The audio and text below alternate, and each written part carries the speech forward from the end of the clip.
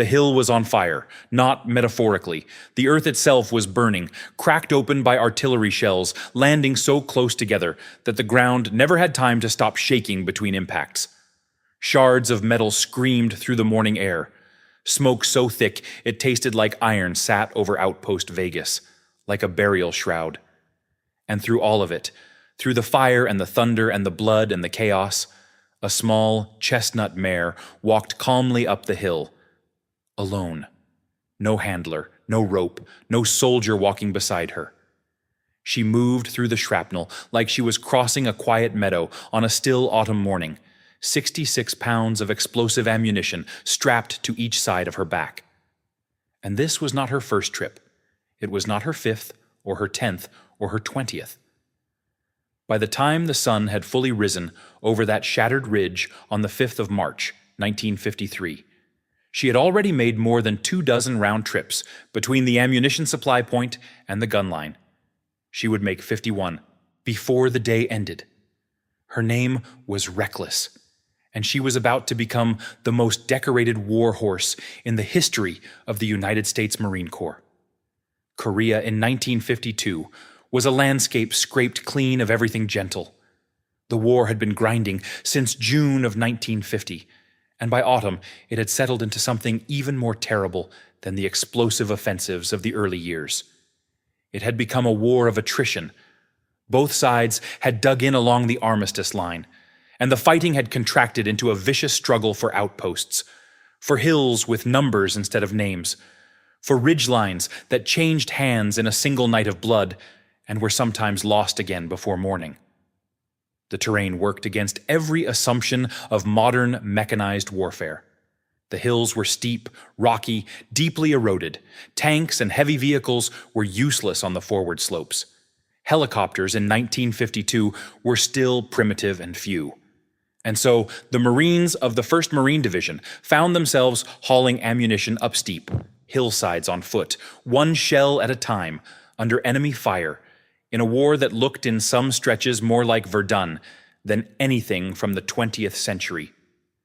The weapon at the center of this story is the M20 recoilless rifle, a 75mm cannon that fired a round capable of destroying a fortified bunker or cutting down a line of attacking infantry with brutal efficiency.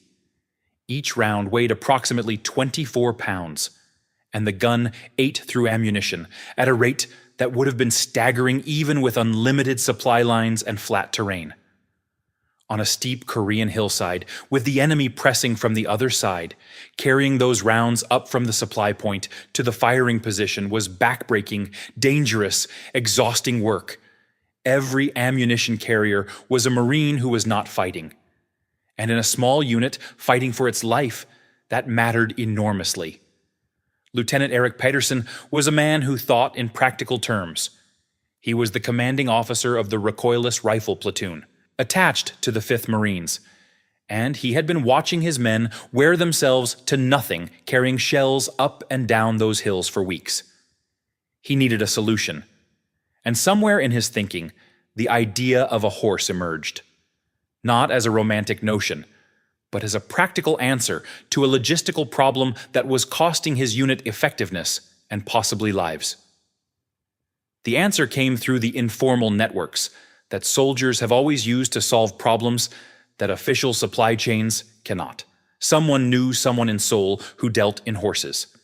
And it was through this network that Pedersen found himself, in October of 1952, at the Seoul racetrack. A young Korean boy approached him. His sister had lost a leg. He was trying to raise enough money to buy her a prosthetic limb. He was selling his horse. The horse was a small mare, Mongolian in breeding, with a reddish chestnut coat and a white blaze on her face, and 4 white stockings on her legs. She was calm, sturdy, and had good feet. Pedersen paid $250 out of the platoon fund. The boy got his money. The Marine Corps got its horse. And history, though no one present that day had any idea, got one of its most extraordinary stories. The mare needed a name. The men settled on Reckless, drawn from the nickname they used for the recoilless rifle. It was fitting in more ways than one. There was something about her bearing that suggested a fearlessness that would turn out to be either genetic disposition, extraordinary training, or most likely both. The man responsible for her training was Sergeant Joseph Latham, and the challenge he faced was not trivial. Reckless was a racehorse, bred and trained for speed on a flat track in a controlled environment. Every instinct in her nervous system pointed toward one overwhelming directive when something frightening happened. Run. Horses are flight animals. It is one of the oldest and most deeply buried facts about them, built into their biology over millions of years of evolution as prey animals. Teaching a horse to stand still or to walk forward in the presence of explosions and the smell of blood requires dismantling something very close to instinct. Latham exposed her gradually to loud noises, walked her near the guns during test firing, desensitized her to sudden movements and the smell of fear. He walked her along the route dozens of times, in both directions, in different conditions. He taught her to duck under the telephone and telegraph wires that crossed the path between the supply point and the gun line, wires that could clothesline a horse at the withers. Reckless did not simply learn a conditioned response. She learned to navigate. She learned a route with specific hazards at specific locations and adjusted her behavior accordingly. Across those weeks, she was becoming something the men could see in her behavior, but could not explain. She was becoming calm, not the flat, disconnected calm of a broken animal, but a functional, working calm, a calm that had integrated the chaos around it. Marines who had spent their careers around horses said they had never seen anything quite like it. The men of the platoon fell in love with her almost immediately. She was given free run of the encampment, wandering between the tents each morning, accepting whatever food was offered, standing patiently while men petted her and talked to her. She was affectionate, but not clingy. She had preferences and aversions and moods. She liked certain people more than others, and made this clear with a directness the men found both amusing and slightly unnerving. Her eating habits became legendary. She ate scrambled eggs, pancakes, Coca-Cola, beer, candy, crackers, and on at least one documented occasion, a poker chip from a card game left within reach. The men found all of this hilarious and endearing. She was not just a horse, she was a Marine horse. And in a combat unit on a frozen Korean hillside, that was the highest possible compliment. Not everyone in the chain of command was enchanted. Lieutenant Pedersen had to fight for Reckless at every level above him. Horses were not in the table of organization for a Marine infantry regiment in 1952. There were regulations, procurement protocols, veterinary requirements, and a bureaucratic machinery extraordinarily good at generating questions for which it had no answers. Pedersen dealt with it the way good officers deal with bureaucratic obstacles. He went around when he could, through when he had to, and over when nothing else worked. He kept detailed records of her performance, documenting in hard numbers what she was contributing to the platoon's operational capacity. She was more cost-effective than additional manpower, available around the clock, and significantly better at the job than any human given the terrain and conditions. The arguments worked. Reckless was tolerated, then accepted, then quietly celebrated as her reputation spread through the regiment. By early March of 1953, the situation at Outpost Vegas had become critical. The Chinese forces opposing the Marines had identified Vegas and its neighboring outposts as targets for a major offensive push. The strategic logic was straightforward. Control of the outposts gave observation over the main line and enabled artillery adjustment that made the main line positions untenable. The Chinese were willing to pay a very high price in casualties to take them. The Marines were equally willing to pay a very high price to hold them. On the night of March 26th, the Chinese launched their assault. It came in waves, preceded by an artillery preparation that witnesses described as continuous, a rolling thunder of explosions that merged into a single sustained roar. The forward positions took devastating fire. And then the Chinese infantry came out of the darkness, hundreds of them. in coordinated rushes that hit the perimeter from multiple directions simultaneously. The 75mm recoilless rifles opened up. The men working the guns knew within the first hour of battle that they were going to run through their pre-positioned ammunition at a rate that would leave them silent at exactly the wrong moment. The message went down the hill to the supply point. We need more rounds. And Reckless went to work. She started with a handler, as protocol required. And then, at some point in the first few hours, she stopped waiting to be led and started making the trips herself. She would arrive at the supply point, stand while men loaded her saddlebags with shells, and then turn and walk up the hill before anyone had attached a lead.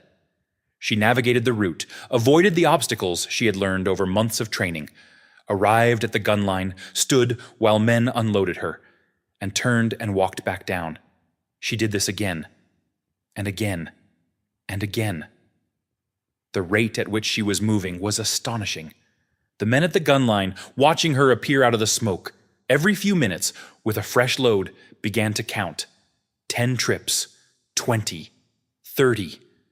She was wounded during this period, shrapnel catching her above the left eye and drawing blood that ran down the white blaze on her face and dried there. The men tried to stop her. She stood for perhaps 2 minutes, accepted the brief treatment, and turned back up the hill with the next load. She was wounded again in the flank, a more serious cut that soaked through the padding under her saddlebag. Again the men tried to stop her. Again she waited just long enough for a field dressing and resumed her route. 40 trips. 45. There is a moment in the documented accounts that deserves particular attention because it is the moment when the men watching her crossed from admiration into something they could only describe as awe. A Marine named James Larkin was manning the supply point when Reckless came in from yet another trip down the hill. Her eyes were red from the smoke, her nostrils were flared.